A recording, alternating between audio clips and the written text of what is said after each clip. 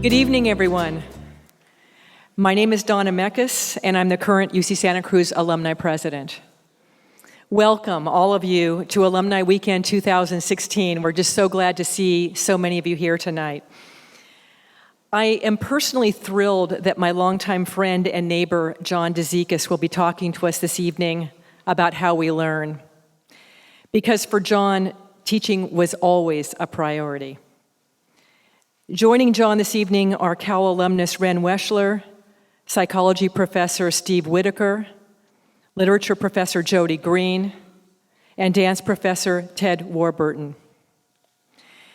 As I was looking back at the history of UCSC's Alumni Association, I found that John Dizikes was one of the original authors of the Articles of Incorporation in 1968. John was a founding alumni counselor. So we're just continuing the work that he started 48 years ago. I hope you all know by now that our alumni are moving in a bold new direction. We've done away with membership dues, and we have opened our doors to include all UC Santa Cruz graduates. We now have over 100,000 alumni in the world, and our goal is to reach out to all of them. As a result of this decision, there have been far more requests for alumni ID cards and an increasing interest in alumni programs. Our alumni have told us that they want to give back by helping students with their transition from graduation to career. In response, we have developed a new online career advice network that links students to alumni by profession. This new program already has 400 participating alumni advisors and more than 700 students. So one of the things I want to do tonight is encourage you to sign up because all alumni can sign up and be helping current students in whatever profession that you're in. Finally, we want future students to know from the moment they're admitted that they're joining an incredible academic community, not just for their college years, but for the rest of their lives. Our hope is that our students will stay connected after they graduate so that they can continue to be part of this vibrant community and give back to future students.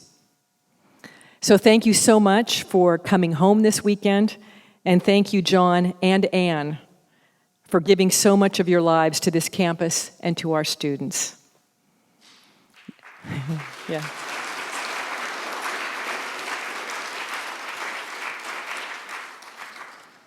Next, I would like to introduce Chancellor George Blumenthal. George.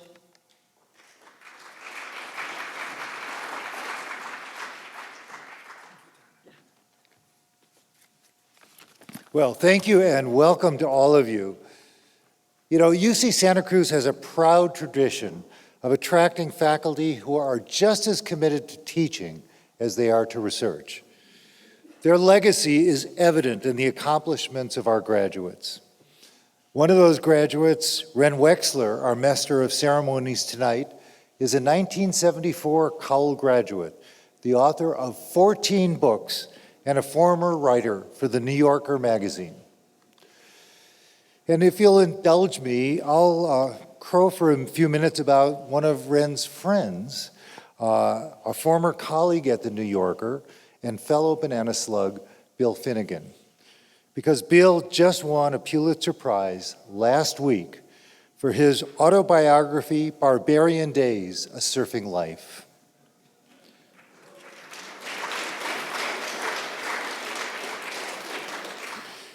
And Bill was joined on the Pulitzer stage by yet another banana slug, Martha Mendoza, Kresge 1988, who was a part of the Associate Press team that won a public service prize for their expose of slavery in the Asian seafood market. That's Martha's second Pulitzer Prize.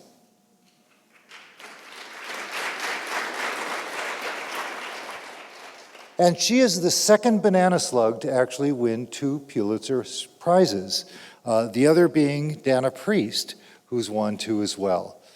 All told, UC Santa Cruz counts among our alumni 6 Pulitzer Prize winners who've won a total of 8 awards.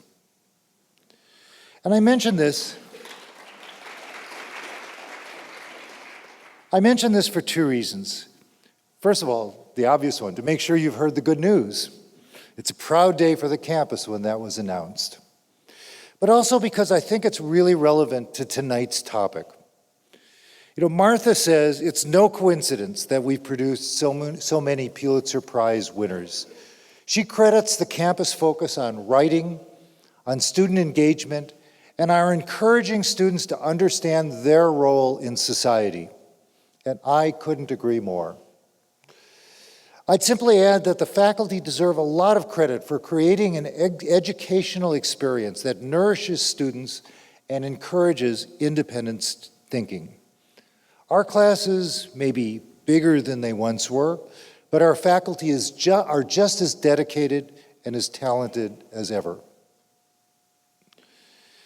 And I'm very, very happy to be here to hear from one of our masters, John Dizikes.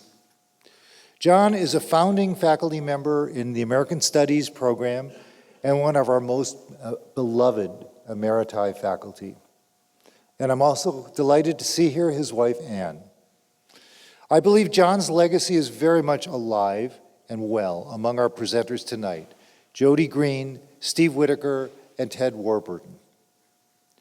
Jody was the first assistant professor to win the Dizikes Faculty Teaching Award in the humanities.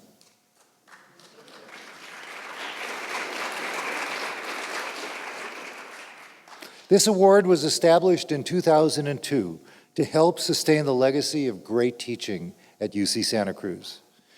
Recipients are nominated by students, so this is the real deal. Steve is a professor of psychology who specializes in human interaction with computers. The media loved his study about the challenge of erasing digital evidence of a failed romance.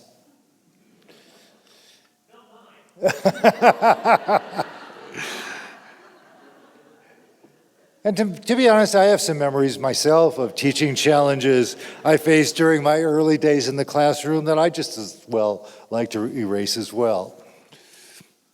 And theater arts professor Ted Warburton has done performances with dancers here and in New York City simultaneously. So we know he brings great daring and a spirit of real adventure to his work. I predict this will be an unforgettable discussion tonight. And I want to quickly share one thought of my own college experience. When I was one of the things that UC Santa Cruz really excels at is encouraging and engaging students in undergraduate research. 70% of our undergraduates do a research project with a professor before they graduate with a bachelor's degree. In my own case, when I was an undergraduate, of course at another institution, I remember talking to one of my physics professors one day, and he was explaining a weird atmospheric phenomenon called sun pillars. And he explained it to me, and I said, that doesn't make any sense. And so he said, no, that's right. And so he pulled out the Bible of atmospheric phenomena off of his shelf, and he opened it to the page and read to me what it said. And I said, it still doesn't make any sense. And he actually agreed. So he said to me, somewhat to my surprise, why don't you do a little project and try to figure out what does make sense? So I did that, and I worked on a little project to understand sun pillars, and I completed it, and I brought it to him and convinced him, and he looked at me, and he said something that I will never forget. He said, George, do you realize that at this moment in time, you and I are the only two people in the world who really understand this phenomenon? And for me, a first-generation college student who, I was remarkably naive, that was a life-changing moment. It gave me an appreciation of research and the creation of knowledge that has stayed with me all my life. And, I was fortunate to have a great mentor. He set me on the right path. But as I look around at UC Santa Cruz, I see many such great mentors who are doing the same thing for their students, and the many alumni who've benefited from what faculty at UC Santa Cruz have to offer. And I think at the end of the day, our goal is to instill a lifelong love of learning. And I think we do that very, very well. And now it is my pleasure to introduce our Master of Ceremonies tonight, Weschler. I mentioned his accomplishments as an author. He says his 20 years at the New Yorker were marked by a combination of political tragedies and cultural comedies. And he wasn't even talking about the current year's election. He's taught at many universities, including Princeton, Columbia, Vassar, Sarah Lawrence, and this one. Today, he is the director of the New York Institute for the Humanities at NYU. It's just such a delight to have him with us tonight. Ladies and gentlemen, please welcome Ren Weschler.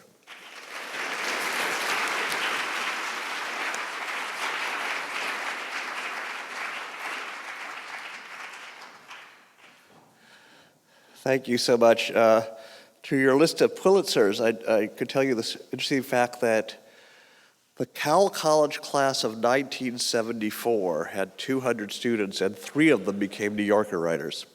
It was me. It was me and Bill Finnegan and Noel Oxenhandler, who was a wonderful New Yorker essayist. And that was absolutely because of how we learned, and because of the faculty, John, obviously, Paige, Mary, Jasper, Harry, Maurice, Donald, Sheldon, Nobby. We had an education. At the time, my grandmother used to say, we had an incredible education and nothing that will bring us any good, but it was actually a great education in how to be reporters, how to ask questions, how to keep learning. I mentioned Cal partly because I'm very awkward speaking at Stevenson.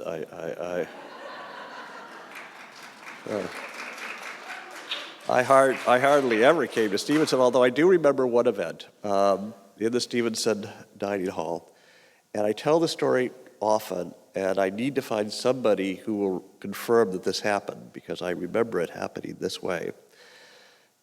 Gary Snyder, the great poet, the Sierra poet, was speaking on a stormy night in the dining hall with the big glass wall behind him and the trees were whipping in the dark. It was incredible, and he began a poem. He introduced a poem by saying that when his boy Kai was an infant, he and his wife and Kai were in the hot tub up in the Sierras, and his wife commented on how incredibly adorable little Kai's penis was, that it was like a fruit, and she put it into her mouth. You don't get that kind of thing very often anymore. But anyway, about 3 seconds later, there was an incredible lightning bolt, and the entire campus went dark. Right? Do you remember that? Will somebody confirm that, please? Anyway. That has something to do with how we learn. Anyway, I was invited to speak for a long time here at the front, but I'm in fact going to put my what I have to say in the back, because I want to have a conversation with John at the end of all this. Another thing I insisted is that you all have these pieces of paper, so you don't have that problem of the introducer going on and on and on about who's going to talk. We're going to have 3 terrific faculty members, as you've heard. In order, I'll introduce each very quickly and then get out of the way, at the end of which John will talk at some length, and then I will have a conversation with John. So, to begin with, as you heard, the winner of the Dizikes Award, Jody Greene.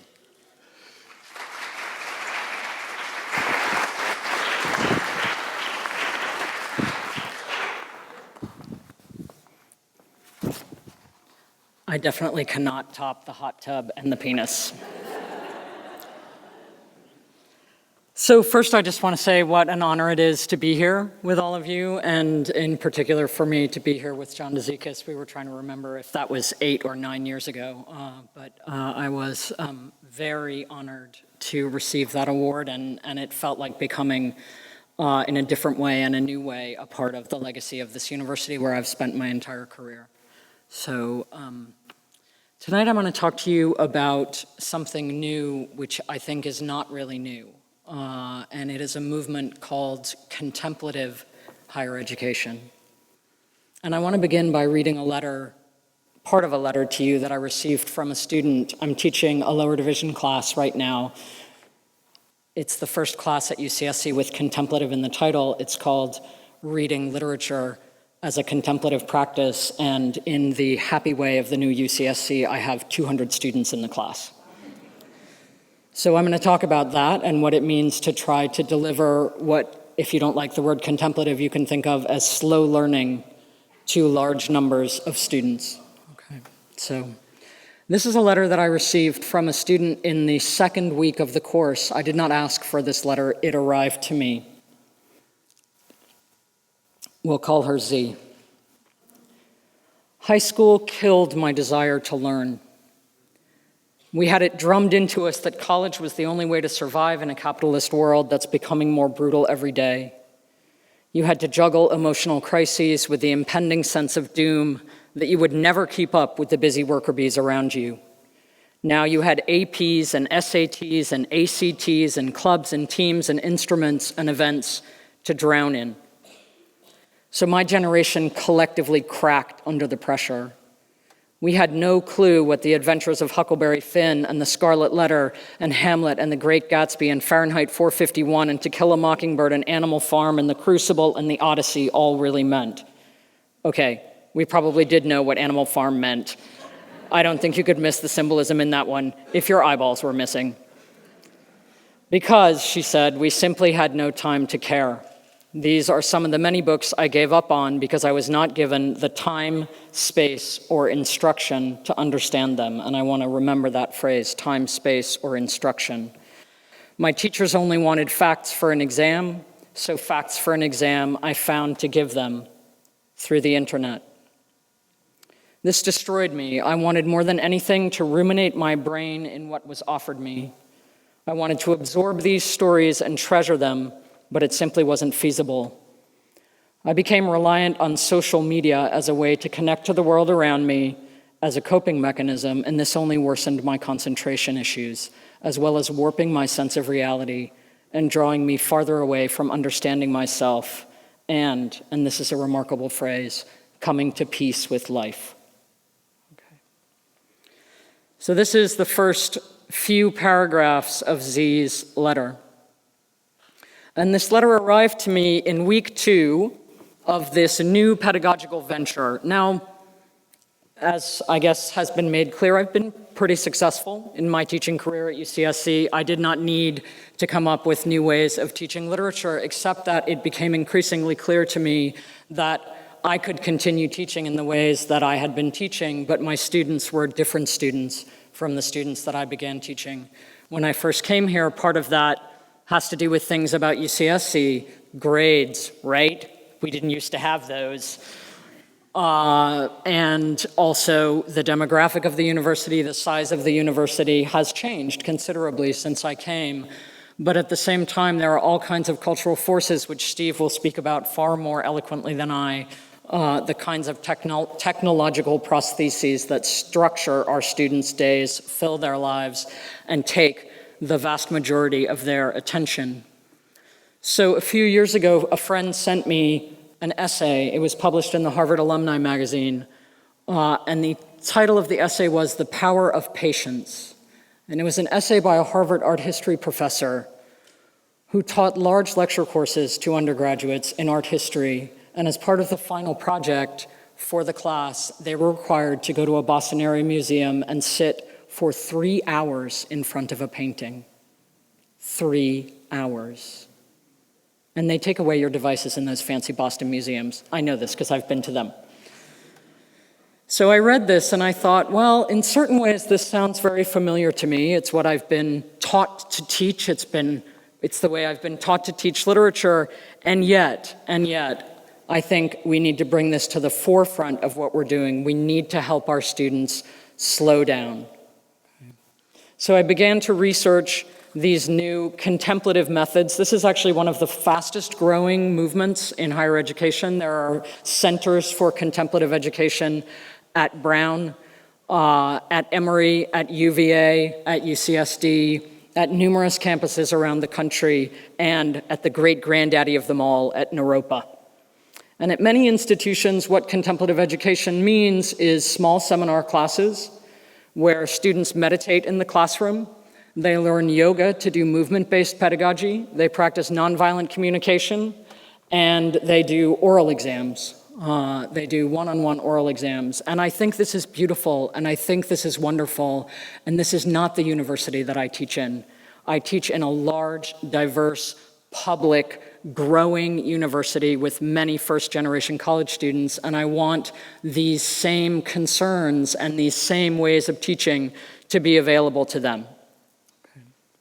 So I decided that I would design a class. I didn't exactly plan for it to have 200 people in it, but that's how my department decided to go about it. And I wanted to take the class as an opportunity to restore the time, space, and instruction that the current generation of undergraduates, many of them, have had taken away from them. I wanted to help them cultivate attentiveness, awareness, and responsiveness to what they read. I was increasingly finding that my students were paralyzed in front of a page of literature. I could not get them to read what was on the page, and so the design of this class had to do with encouraging them to do that. There are 3 current issues, I think, in my classroom that contemplative education helps me to address. 2 of them were already addressed by Zoe. One is teaching to the test, about which I'm sure you all know a great deal, and the other is pervasive distraction, the fracturing of our students' attention and our own attention, the overwhelming inability that so many of us feel to slow down, gather our attention, and direct it. We are wonderful lateral thinkers, but depth thinking is becoming a lost art, and I believe that literary studies and the humanities and other fields as well are crucial spaces for doing this. The third thing that this form of education addresses, which she only gestures at, but which I think is buried deep in what she had to say, and you'll see in the end that it is in fact a part of what she was trying to talk about, is what I think of as a fear of not knowing. This is a fear that I find all over in my classrooms, as though an undergraduate classroom is a space that one is supposed to come into already knowing, as opposed to a space that one comes into in order to learn. So imagine this. You've trained for many years to become an optometrist. You have a pocket full of ways to help someone sharpen his or her vision. You have all kinds of ways. You have lenses, you have contact lenses, you have spectacles, you have medicines, you have surgeries, you have so many ways, and the only thing that you want to do is to help your patients sharpen their vision and clear their focus. And you begin to notice a strange phenomenon. Person after person comes into your office, and you can tell when you first have a conversation with them, oh, they clearly don't have very clear vision, right? I can see that they're blurry, the way their eyes are looking around the room. I'm an optometrist, I can tell these things. And then they sit down in the chair, and you put the eye chart up in front of them, and they proceed to reel off the eye chart for you because they've memorized it at home. So they've come to the optometrist, but it's really, really important that they get the eye chart right. This is my overwhelming experience in my classroom. The students go home, they look up on Wikipedia most frequently, or Schmoop, or, bland generalizations about English literature for dummies.com, or wherever it is that they go, they look up some platitude about a literary work, and then they come into class and they offer it to me. So how did we get into this situation in which our students don't feel comfortable not knowing in our classrooms? Well, there are a host of answers to that question, and I'm not going to try to give them to you tonight. I'm just going to talk a little bit about how I'm working with my students to produce classrooms that privilege right answering over right answers. So the rules of my classroom are that students are not allowed to say anything that is not related to the text that we're reading. So they're not allowed to bring in generalizations about history or their own perceptions generally from outside the classroom. The statements that they make in my classroom have to be grounded in the actual language of the text that's in front of them. And we spend a lot of time with that text because all of us have it in front of us, and that levels the playing field. We count the verbs. We look at the different pronouns and how they're used. We check out the length of the sentences.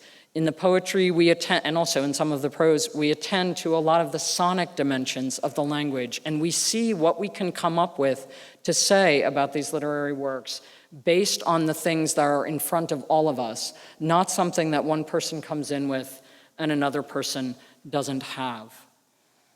These are very painful exercises for students at the beginning, okay? They're definitely painful for them.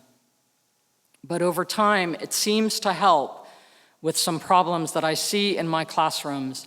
The first is an inability to focus on what is right in front of the students. So if I read a sentence and I say, "What can you tell me about this sentence?" Dead silence, okay? Dead silence. So I start to ask them, how many verbs do you see? How many pronouns? Okay. Second is that strong tendency to go to outside information. No matter how many times I tell them, I do not expect you to know anything about this text that I have not offered and that you cannot read on the page, they go outside. They believe that someone else has the authority to read that text that they don't have. And they don't want me to know that they don't know. So over the course of the term, we come in to read these works together, and what I see, or what I'm beginning to see, and what I've seen in other classes that didn't necessarily advertise themselves this way, is an increase in confidence in my students. It's not a mystery anymore how some people know about literature and how some people don't. I ask them not to begin sentences with, "I think," or "what I felt like when I read this," or "I have a problem with this sentence." I say something that you can substantiate on the basis of the text in front of you, and you will learn to speak with your own authority and not authority that was given to you from somewhere else. So in many ways, this is old wine in new bottles. This is what literary studies has been specializing in since the 1950s, the close reading given to us by the new critics. And yet, for a variety of reasons, we're not practicing this in our classrooms, and I think it's really time to bring it back, whether it's looking at a painting, whether it's studying a text, whether it's observing a science experiment, and there's a lot of research about how students using contemplative methods in science studies do better as well, right? At the same time, I think this is really a part of the educational history at UCSC. This is innovative, student-centered pedagogy that teaches them to question authority, to be willing not to know, and to use their own authority. Okay. The last part of it that I want to talk about tonight is that we are using this beautiful campus that we've been given as a kind of stage for this contemplative pedagogy. So we go outside, we read outside, they do exercises where they go and sit outside and read, and they try to immerse themselves into this landscape so that they have the immediate experience of more space. They spend so many hours a day looking at one of these, as we all do. But simply by taking themselves outside into this campus, they have a transformative experience. In 1962, Ansel Adams walked around this campus before it was UCSC, but after it was chosen, and he said the following: "I know we cannot put thousands of students in arboreal classrooms, or could we? But we can at least give these students a unique perspective into the world from which they came. We can also produce a special condition of beauty and, if you will, of spiritual therapy." So a colleague of mine asked me recently, in conditions of climate change, massive economic inequality, rising rates of student mental health and suicide, growing intolerance in the political frame, global war, can we really afford to think of higher education as spiritual therapy? And I would say, can we really afford not to? So I'm gonna let Z close this. This is the end of her letter. I slogged through the first 2 quarters of college, skimming my way through various classes and the seriously rigorous academic texts that accompanied them an ever new level of terrifying. That is, until I joined this class. I dedicated myself to the readings because I was allowed the tools to do so. And it honestly did what 5 years of therapy was unable to. It brought me peace.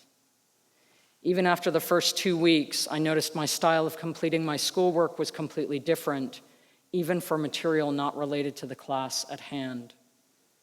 I have suddenly found myself an active participant in my education again. I am present again in class, both mentally and physically. I am curious. This, for me, is the most important sentence in the whole letter. I am curious about the material, both in and out of class. I speak in section because I am no longer terrified of the unknown. My assignments are no longer chores to be completed so as to be cast aside and forgotten. They stay with me and they teach me.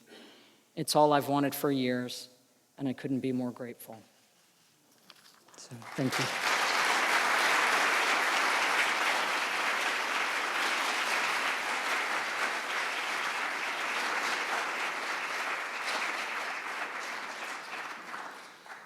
Jody, I was going to save my comments for later, but the one thing that just leapt out at me, that image of going outside and reading outside. Nathaniel Hawthorne from his diary. I have before now experienced that the best way to get a vivid impression and feeling of a landscape is to sit down before it and read, or become otherwise absorbed in thought. For then, when your eyes happen to be attracted to the landscape, you seem to catch nature at unawares and see her before she has had time to change her aspect. The effect lasts but a single instant and it passes away almost as soon as you are conscious of it, but it is real for that moment. It is as if you could overhear and understand what the trees are whispering to one another, as if you caught a glimpse of a face unveiled which veils itself from every willful glance. The mystery is revealed, and after a breath or two becomes just as great a mystery as before. And I dedicate that to you, John, who taught me to read Nathaniel Hawthorne. Anyway, from here we go to Steve Whittaker, who, as advertised, is going to talk about psychology, but also technology.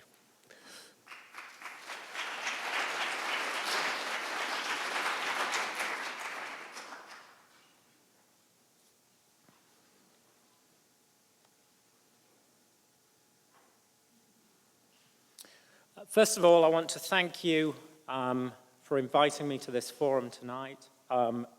That's a tough act to follow.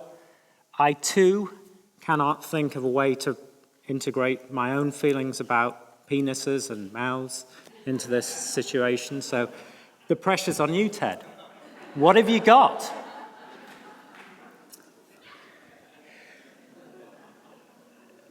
So as I say, thank you very much. What I want to do tonight is I want to talk about learning in 3 different contexts. And maybe a little strangely, I want to start off by talking about learning outside the classroom.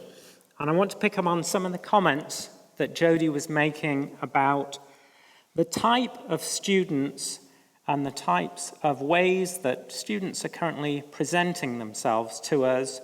I'm going to take, a slightly different perspective on what I think is exactly the same challenge.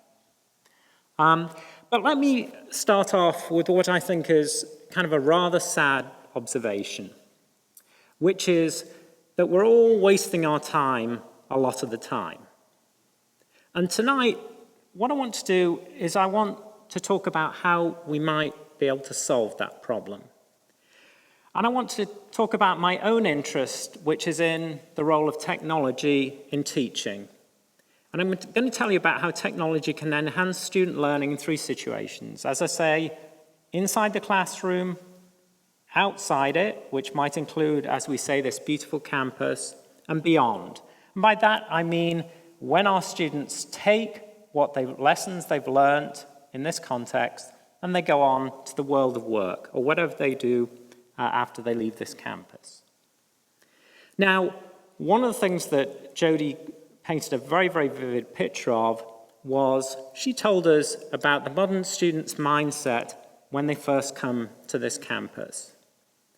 And for the modern student, as we've seen, using technology is like breathing. Texts, status updates, posts, these are like oxygen to them. But part of the problem is by paying attention to the stream of incoming texts, Instagrams, and status updates, it means that they can't really focus on the learning task in front of them. And what I want to do today is I want to talk about how we can kind of recapture and transform that particular situation. Okay, so this is just a simple illustration of how I think we see a metaphor for how we can see our current students and the situation they bring to us. Let me just characterize our current students' problems a little better. And here's a situation that I've talked to many, many students about. And I should emphasize this is not just in the context of class, this is in the context of research on education and instruction. So students describe a very, very typical situation where they will go to their dorm room and sit down to work at their computer on a term paper. 6 hours later, they've produced absolutely nothing. Why is this? Well, when we talk to the students, what they say is they're confronting a problem which is rampant procrastination. And here again, we're seeing exactly the same problem. Social media are too accessible, and they make it really hard for students to focus. There's emails, texts, interesting news stories, and all of these things can be accessed at the click of a link. And this is what students tell themselves. They kind of say to themselves, oh, I'm kind of blocked on my work right now. I'm going to take a break. And so out they go into social media, but one click leads to another, and before they know it, their day's gone. And let me just note, and again, this is a point that Jody made too, this is not just their problem. I think if you listen to NPR, it's a very common trope, it's a very common characterization that we have bred a generation of monsters. I think if all of you who work with computers, in your daily lives, you all have the same experience. I've talked to people, office workers, and they describe this phenomenon of being lost in email. So again, it's exactly the same phenomenon. You're working on something, you want to, quote, again, take a break. There you are in email, there's your day gone. So, how can we deal with this, and how can we address this problem of wasting our time? Okay, so I guess I'm going to suggest a rather kind of paradoxical solution to this problem. Instead of viewing technology as part of the problem, just because of my particular interests, I'm going to suggest that we try and embrace it to find a solution. Well, how did we do this? Well, I'm very interested in interventions, both educationally and in every aspect of our lives. So one of the things that we did was we built this very simple app which just tells you about how you're using your time. Now again, coming back to the problem I described earlier, most of us don't have a clue about how we're spending our time. So we built this application which is called Me Time, which is intended to help. So it's a very, very simple app. It sits on your desktop, and this is really important. You cannot dismiss it, right? It sits on your desktop, and like a nagging parent, it tells you what you've been doing, how you've been spending your time in the last 30 minutes. So if we look at this particular user, they've been spending, I guess, about 30% of their time in Adobe, about 25% using Sticky Note, and they've been pretty good because they've got about 8% of the time using Facebook. So the idea behind Me Time is that it's kind of like holding up a mirror to yourself so you can see exactly what you've been doing. So what we did was we gave this application to students. So I've deployed it in multiple classes, and we found that the effects were transformative. So here's some real numbers. So what we found was if students use this while they're trying to do these kind of more complex assignments, they spend on average 40% less time in social media.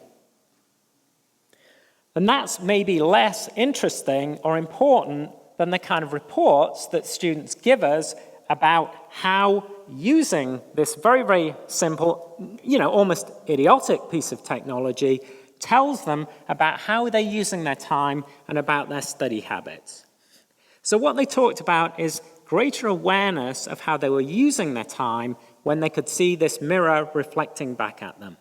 So it helped them to better understand and radically improve their working habits.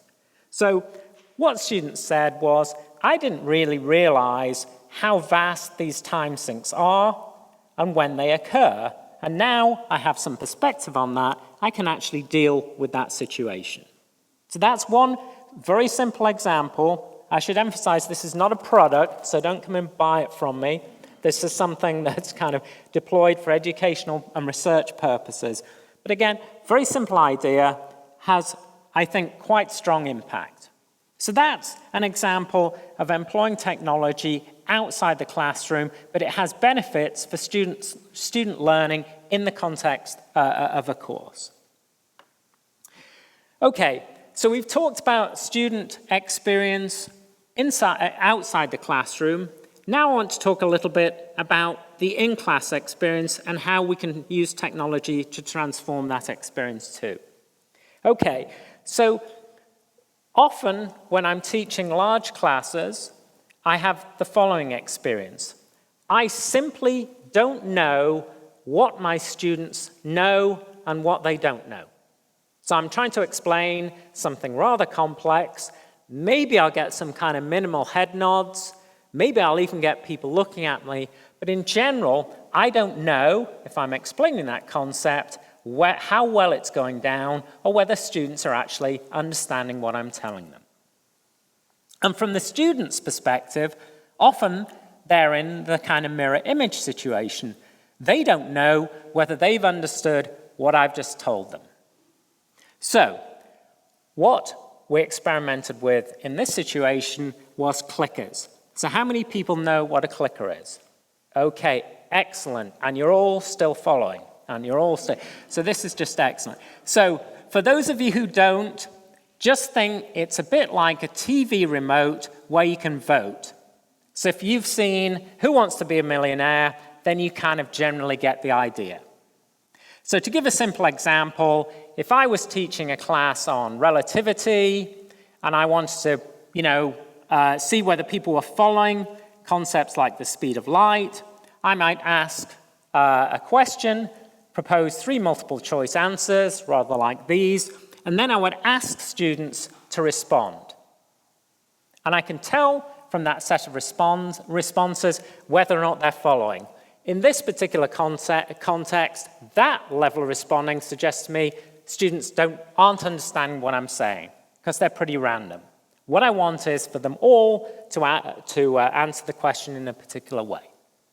But what's really important about this is I can tell very quickly whether they're following, and perhaps more importantly, the students can tell whether or not they've got something. And if they haven't understood it, then they can act quickly, either by renewing their attention, or if they want to, ask me a question, or if they're a little shy about that kind of interaction, they can come and talk to me about that particular concept after the lecture. So again, I should point out, when we are teaching these very large classes, this is a really important technology. It's helpful, students like it, and as I say, it massively improves the interactivity. So it kind of brings a smile to students' faces, right? Okay, so I want to finish off by talking about what happens after the classroom, or once students have finished with their experience here. And so far, I've been talking about, rather than scapegoating technology, what we need to do is to embrace it both inside and outside the classroom. But now I want to talk about how our teaching can go beyond this as our students move out into the external world to explore their careers. And what's been really interesting to me over the last few years is that tech companies are increasingly interested in our graduates. They're really interested in social scientists. These people are sought after, and we are beginning to shape modern technology. So, to give you some examples, recent graduates of mine have taken jobs at NASA, working on robotics. That's how to interact in a more human way with your robot, if you're interested. And please feel free to come and visit my lab, and I can show you my robots in action. Students have also taken jobs at Facebook and at Google. And all these students wanted to take what they'd learned in this context, in my classes about human behavior, take that and apply that into tech contexts. So this situation is terrific because it's allowing our students to both shape the technology and to create the next generation of technology tools. So my student told me that he went to Google to work on privacy because he felt that Google was not doing privacy correctly because they were not taking a user advocacy perspective. So this is really interesting because this is one of the kind of signature statements. This is one of the things that we try and encourage students at UCSC to think about, social justice, and here it is being taken into the context of a high-tech company. So what we're seeing is that UC values like social justice are being imprinted on Silicon Valley, and the technology we're all using is beginning to reflect our values. So thanks very much.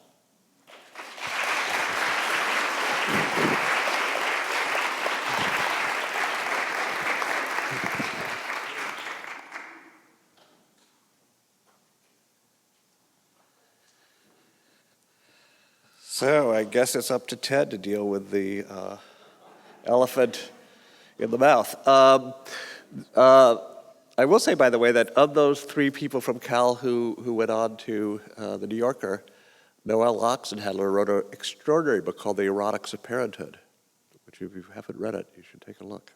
It might help you get over your panic here. But anyway.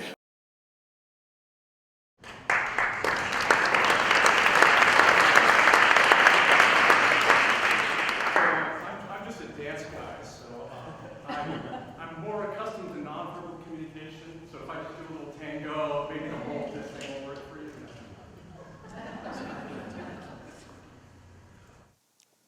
As a teacher, I exhort my students to consider the impossibilities. I tell our millennials, our Generation Y, that to be successful, they need a little less thinking outside the box and a little more rigorous thinking inside it. It's true that at UCSC, possibility thinking is a foundation of our inquiry. We ask why not and pose what-if questions. We encourage researchers and learners alike to be curious and consider the possibilities. However, these statements belie a fundamental truth. Unfettered possibility thinking may be good for a beginner, but it can distract those seeking original solutions to tough problems. As we gain experience, true originality can be increasingly hard to achieve. Too often when I step into an empty dance studio on any given day, everything seems possible and nothing seems possible.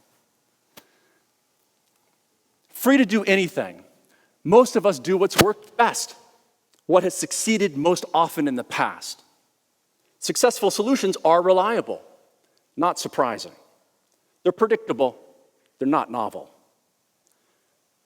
What happens when we constrain learning and creativity? How can constraints act as barriers that lead to breakthroughs?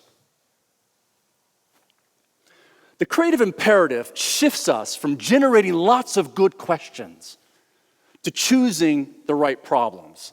In the arts, this is what we have called the creativity problem. To solve for the creativity problem, we have to appreciate that learning and skill acquisition happen in domains. Domains are those areas, specialized areas of knowledge with agreed upon performance criteria. So in the domain of dance, for example, the teacher will first articulate the genre or the goal constraint. We are going to learn Russian ballet style.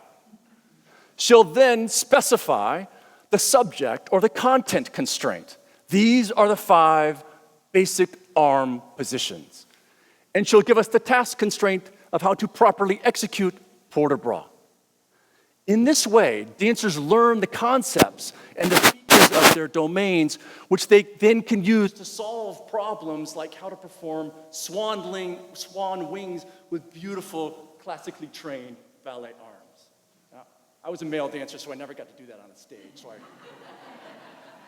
check.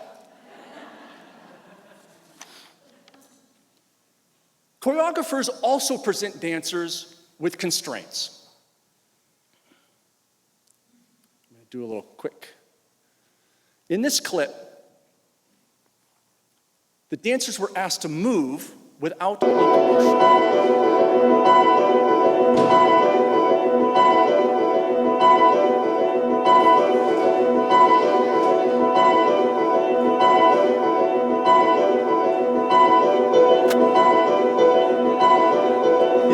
Participating in Arts Cross, one of my international research projects in Taipei. The choreographer is interested in the shaping of space. He wants the dancers to explore their physical materiality, to design lines around their bodies. By giving them a structured improvisation task that constrains their use of general space, he confronts the dancers with the problem of how movement can start at any point in the body and travel through space to another point in the body. Visually, this point-to-point method can be perceived as lines drawn in space, and it demonstrates how a task constraint can be used to explore new ideas in a domain. Truly useful generative influential originality, however, requires something more than substituting knowledge for ignorance, skill for ineptness. The creativity problem is both structural, it's domain-based, and it's strategic, it's cognitive-based. Creative problem solving requires selecting, that's the strategy part, paired constraints, that's the domain structural part, that preclude reliable responses and promote surprising ones. This is an example of subject and task constraints. In this performance clip from Arts Cross, this is the London edition, the only thing the choreographer tells the dancers is where and when to begin and end.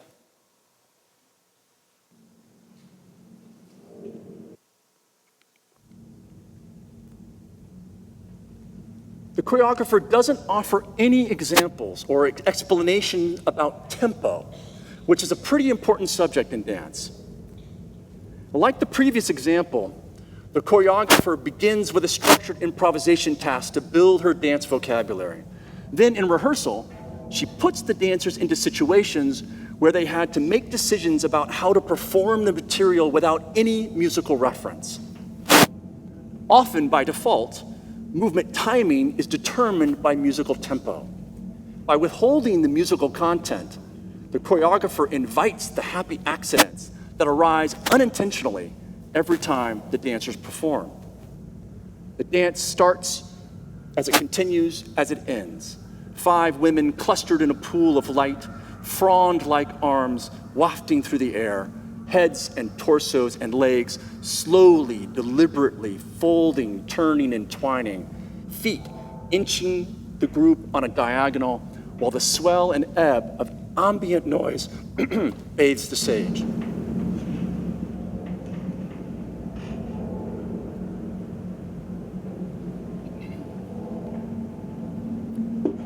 Viewed from a creativity perspective, we can see how the choreographer has used the task constraint of movement choice and paired it with the subject constraint of musical timing to construct a novel, indeterminate method for dance making that results in a fresh, new performance every single night. In this way, the choreographer promotes creativity and collaboration rather than a skilled conformity.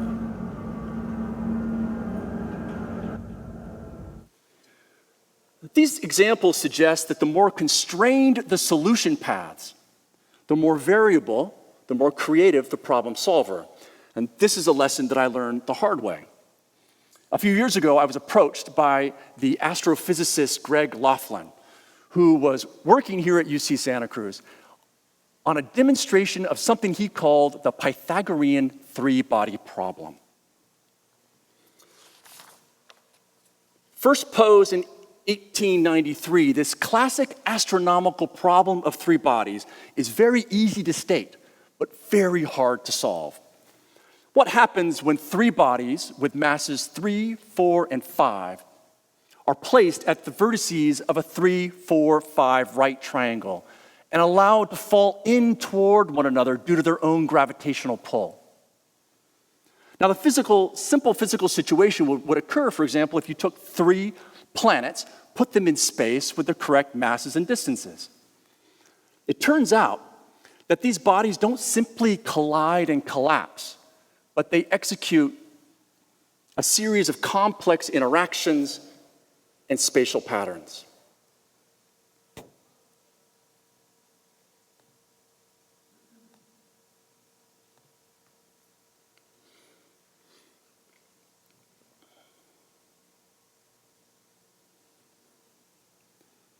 As Greg described it to me, the solution to this problem is as difficult to comprehend in theory as it was to solve in practice. It's too abstract. He argued that a physical embodiment would better capture the narrative implicit in the differential equations, the emotion behind the math, rendering the solution more comprehensible. It would make a great dance, he said. In this visualization, you can see how the mathematical solution literally determines when and where the bodies travel, effectively constraining the choices, my choreographic choices, of spatial acceleration, timing, and trajectory.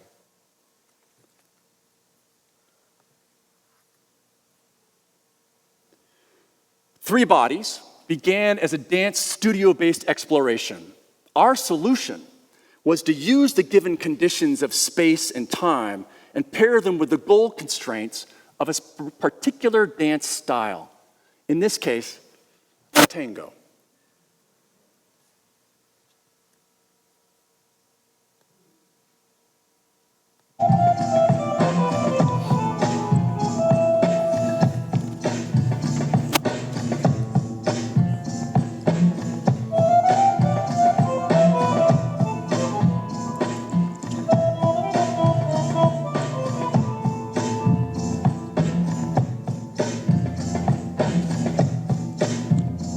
Now, traditionally, as you may know, a tango is all about dramatic tension and always performed as a duet.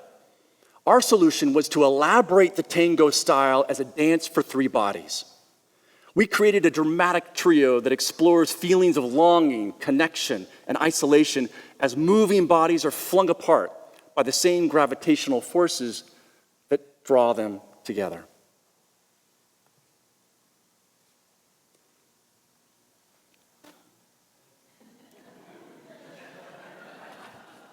I had to get the New Yorker in there somewhere, didn't I?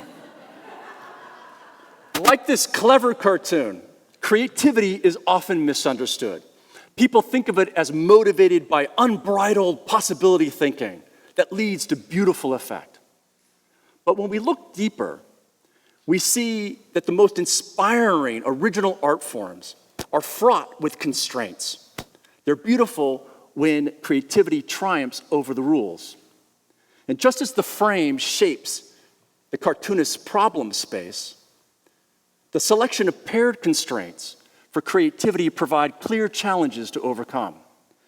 But to be truly inspired, I tell my students, we also know that constraints must be balanced with a healthy disregard for the impossible, ignoring the boundaries of what we know, seeking solutions that are not obvious. The learning and creativity realized in this balance between constraints and a healthy disregard for the impossible is fueled by passion. The passion of our faculty, our students, our staff, our alumni. That's what results in the art of change. Thank you.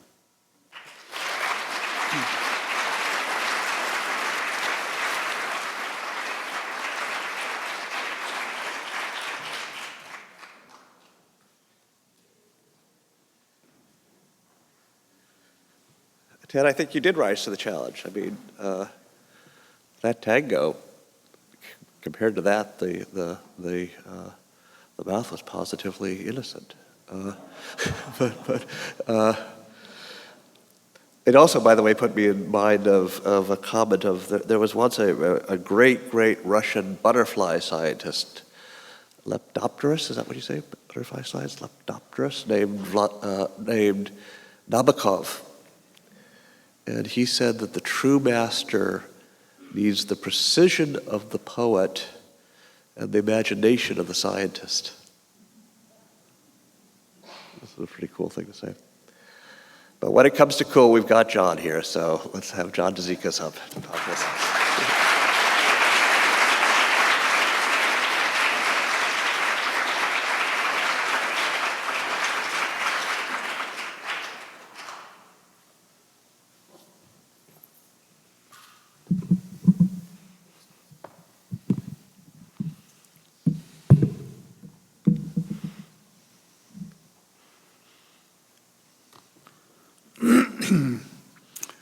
It's a Platonic notion that the unexamined life is not worth living.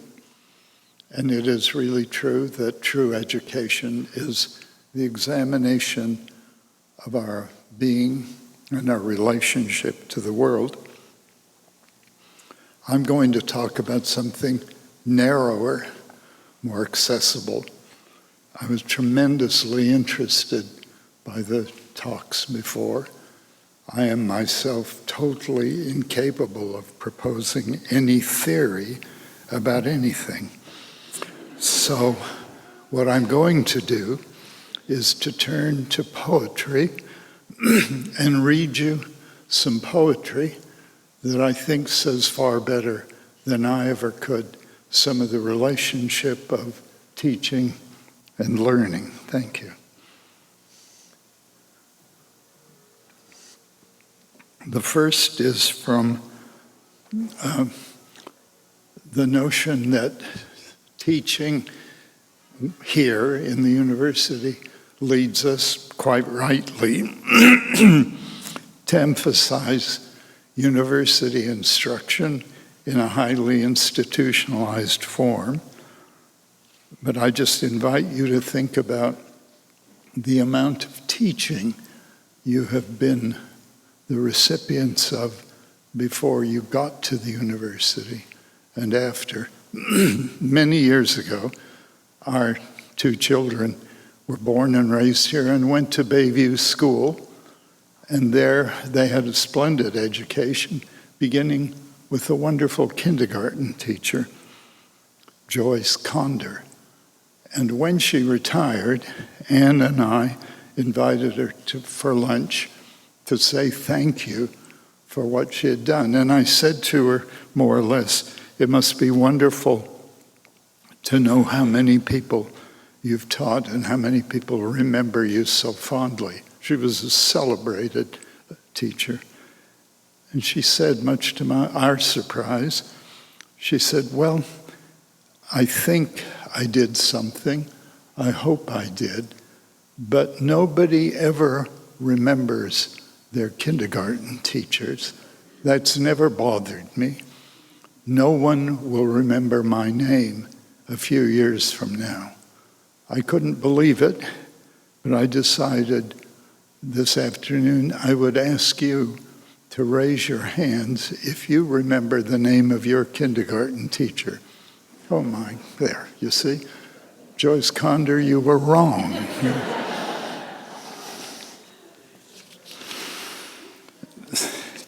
But teaching and teachers are important. The greatest teachers have not been famous for their sympathy to institutions, Buddha, Socrates.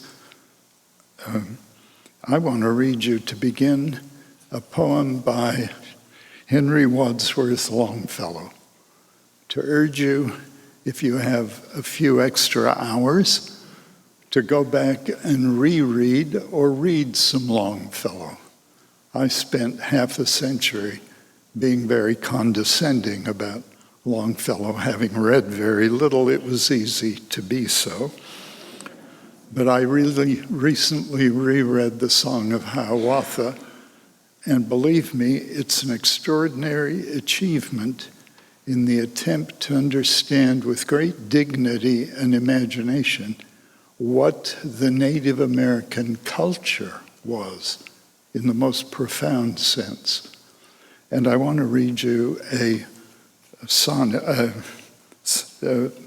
poem he wrote about a teacher of his who had been extraordinarily important to him, but with whom he had lost contact for many years, and upon whose death Henry went back to their hometown and went to the cemetery where his teacher had been buried, and he wrote the following. Among the many lives that I have known, none I remember more serene and sweet, more rounded in itself and more complete than his who lies beneath the funeral stone. Parker Cleveland was his name. These pines that murmur in low monotone, these walks frequented by scholastic feet, were all his world, but in this calm retreat, for him, the teacher's chair became a throne. With fond affection, memory loves to dwell on the old days when his example made a pastime of the toil of tongue and pen, and now, amid the groves he loved so well, that naught could lure him from their grateful shade, he sleeps, but wakes elsewhere, for God hath said, Amen. Nice to think that might be true. We move on to the early 20th century, to W.H. Auden, to Oxford, England in the 1920s, an institutional arrangement that had a very great direct influence on us here in the first 50 years or so. Those Oxford colleges, the dons, the professors, who were on intimate terms with their students. And we had the inestimable advantage here of intimacy, of written evaluations, and that brought students into our offices, into a kind of relationship that was something, I think, richer and deeper than the classroom itself. When many of the wonderful former students come back to talk to me, they mostly refer to moments of interaction in my office or in going over one of their exams and the written evaluations. Anyway, W.H. Auden in the early 20s went to Oxford. He was from York, an unacademic but highly educated family. And by age 17 or 18, he said he wanted to be a poet. And his first tutor was a very great Chaucerian scholar named Neville Coghill, whose book on Chaucer is very well worth rereading. And Auden later said when he first went in to see Coghill, he gave him some of his poetry and said, I hope you are interested in this. I want to be a poet, a great poet. He said Cowell did not roll on the floor with laughter or be upset, but was very respectful and engaging. And later, Auden wrote a poem called Eulogy in honor of Neville Cowell and what he represented. And the tone you'll see is one of intimacy, amiability, and wonderful English restraint. Blessed be Christ Church, the college Cowell and Auden were in. Now of the body I brashly came to my first tutorial, not a molecule remains, but to its mind's eye, optically definite, is our meeting still. This Neville, I knew, was not a heroic tenor of the lecture hall, not a disciple-hunting Socratic bully, not a celibate glutton averse to pupils as to mal-edited texts, yet a dawn distinct as those from the common plump, and as a privy councillor most deserving of our respect. Endowed with the charm of your Irish provenance, but no proper faults, you countenanced all species, the alphas, the bone idle, the obstreperous, and the really rum. Never looked cross or sleepy when our essays were more about us than Chaucer, and no unfinished shy production felt afraid to knock on your door. And Auden then goes on to describe his own generation and the passage of time. Among the aging, too large a group disappoint by looking a mess. And even Aphrodite's ex-darlings who once swanned through the crowds, the stare of all, turn lipless vipers or red-nosed stertorous boars, and you have induced your structure of carbon rings and brine to assume a face that features itself haggard and yet serene.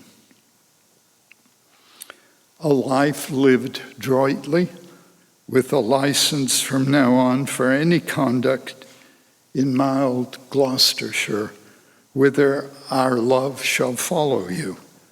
May sunbeams falling across your breakfast table forecast new agreeable hours to paint in, rethumb a pet author, night by night, through your dreams, the sound of lapsing brooks assure you that you pass muster. I think it would be wonderful for any teacher to be told by a student in the most serious way, you pass muster. But of course, there's so many themes, so many aspects of teaching that are profoundly complex. And in our own day, I think much for the better, we are more and more aware of the complexity of race. And so I want to read you a poem by Langston Hughes, born in 1902, who in 1928, maybe 29, went to Columbia University. And this poem is about his experience there. Theme for English B. The instructor said, "Go home and write a page tonight, and let that page come out of you, and then it will be true." I wonder if it's that simple. I am 22, colored, born in Winston-Salem. I went to school there, then Durham, and here to this college on the hill above Harlem. I am the only colored student in my class. The steps from the hill lead down into Harlem through a park. Then I cross St. Nicholas, 8th Avenue, 7th, and I come to the Y, the Harlem Branch Y, where I take the elevator up to my room, sit down, and write this page. It's not easy to know what is true for you or me at 22, my age. But I guess I'm what I feel and see and hear. Harlem, I hear you. You hear me. We too. We talk on this page. I hear New York too. Well, I like to sleep, eat, drink, and be in love. I like to work, read, learn, and understand life. I like a pipe for Christmas or records, Bessie, Bop, or Bach. I guess being colored doesn't make me not like the same things other folks like who are other races. So will my page be colored that I write? Being me, it will not be white, but it will be a part of you, instructor. You are white, yet a part of me as I am a part of you. That's American. Sometimes perhaps you don't want to be part of me, nor do I often want to be a part of you. But we are, that's true.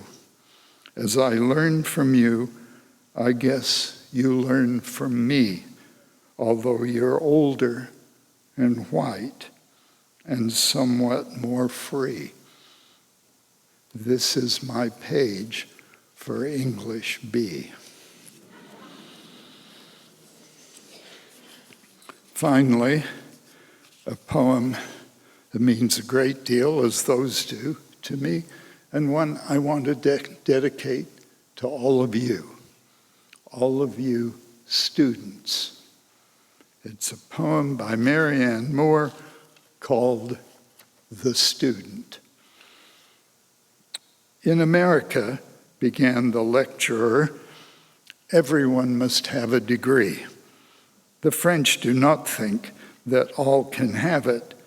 They don't say everyone must go to college. We incline to feel that although it may be unnecessary to know 15 languages, 1 degree is not too much. With us, a school, like the singing tree of which the leaves are mouths singing in concert, is both a tree of knowledge and a tree of liberty, seen in the unanimity of college mottos, fiat lux. It may be that we have not knowledge, just opinions, that we are undergraduates, not students. We know, we've been told with smiles by expatriates, that our experiment will soon be finished. But science is never finished. Secluded from domestic strife, Jack Bookworm led a college life, says Oliver Goldsmith, and here also, as in France or Oxford, study is beset with dangers, with bookworms, mildews, and complacencies. But someone in New England has known enough to say, the student is patience personified, is a variety of hero, patient of neglect and of reproach, who can hold by herself. You can't beat hens to make them lay. Wolf's wool is the best of wool, but it cannot be sheared because the wolf will not comply. With knowledge, as with the wolf's surliness, the student studies voluntarily, refusing to be less than individual. He or she gives their opinion and then rests on it, renders service where there is no reward, and is too reclusive for some things to seem to touch him or her, not because they have no feeling, but because they have so much. Thank you very much.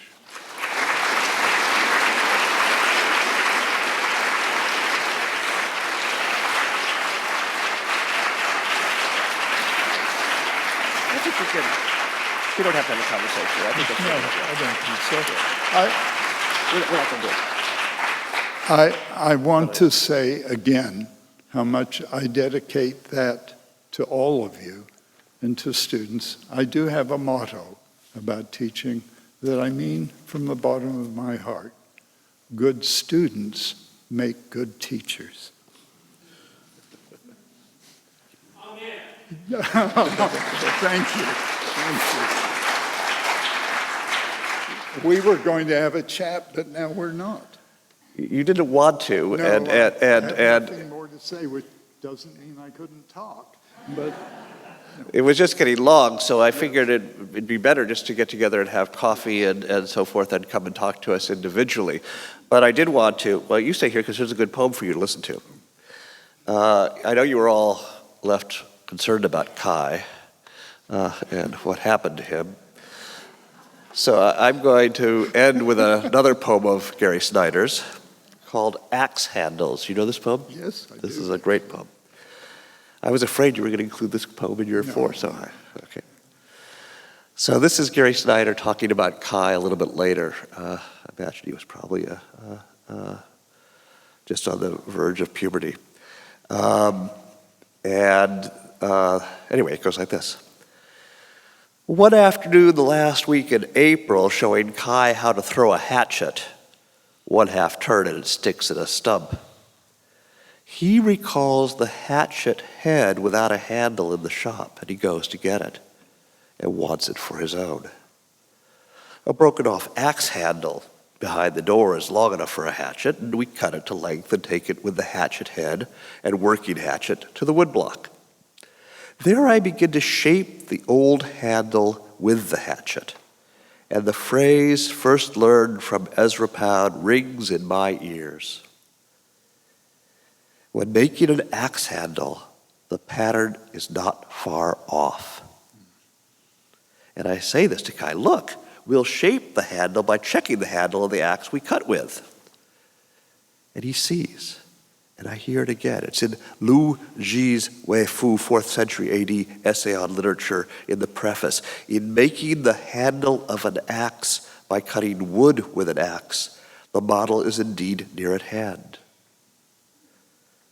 My teacher, Shi Shen, translated that and taught it years ago, and I see. Pound was an axe, Chen was an axe, John was an axe, and I am an axe, and my son a handle, soon to be shaping again, model and tool, craft of culture, how we go on. Thank you very much.